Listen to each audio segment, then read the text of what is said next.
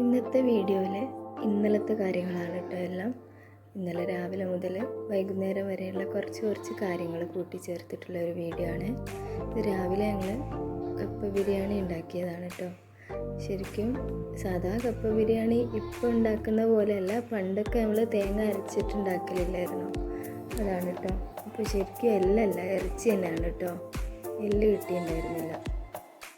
അപ്പോൾ ഇറച്ചിൻ്റെ ഗ്രേവി ഉണ്ടാക്കുന്ന സമയത്ത് മുളക് പൊടിയൊക്കെ വളരെ കുറച്ചാണ് കേട്ടോ ഉപയോഗിച്ചത്.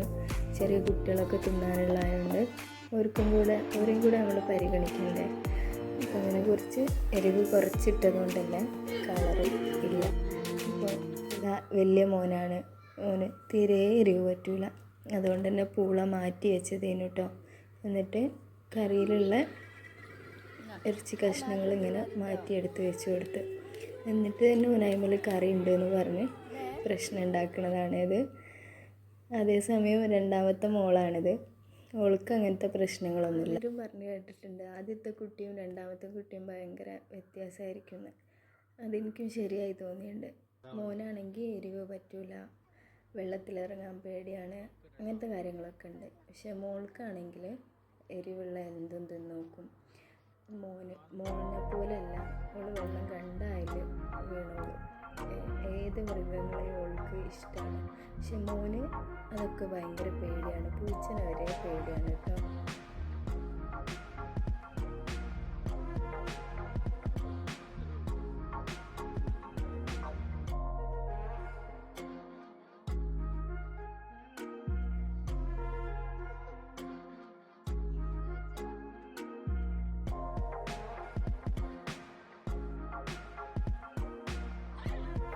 പിന്നെ ഞങ്ങൾ തിരിച്ച് ഞങ്ങളെ വീട്ടിലേക്ക് തന്നെ പോരുകയാണ്. അപ്പോൾ ഉമ്മൻ്റെ വീട്ടിലും ഉമ്മൻ്റെ അനിയത്തിൻ്റെ വീട്ടിലൊക്കെ കയറി. ഉമ്മൻ്റെ അനിയത്തിൻ്റെ വീടിൻ്റെ അടുത്തുള്ള വയലും ഇതിനെന്താ ഞങ്ങൾ പറയുക, ഞങ്ങളിവിടെ ബബ്ലി മൂസ എന്നാണ് പറയുക. ഓരോ നാട്ടിലേക്കും ഓരോ പേരല്ലേ പറയുക. ചിലർ ഇതിന് മാതള നാരങ്ങ എന്ന് പറയലുണ്ട്. ഞങ്ങൾ ഇവിടെ ബബ്ലി മൂസ എന്നാണ് കേട്ടോ പറയുക. അപ്പോൾ ഈ ബബ്ലി മൂസയൊക്കെ പറിച്ചിട്ട് പോരാന്ന് വിചാരിച്ചു. കുറച്ചധികം തന്നെ പറിച്ചിന് നമുക്ക് അടുത്തുള്ള വീട്ടിലും ഒക്കെ കൊടുക്കാമല്ലോ എന്ന് കരുതിയിട്ട്. അവിടെ കണ്ടോ, ചുറ്റും പാടമാണ്, വയൽ, നെൽകൃഷിയൊക്കെ ഉണ്ട് കേട്ടോ.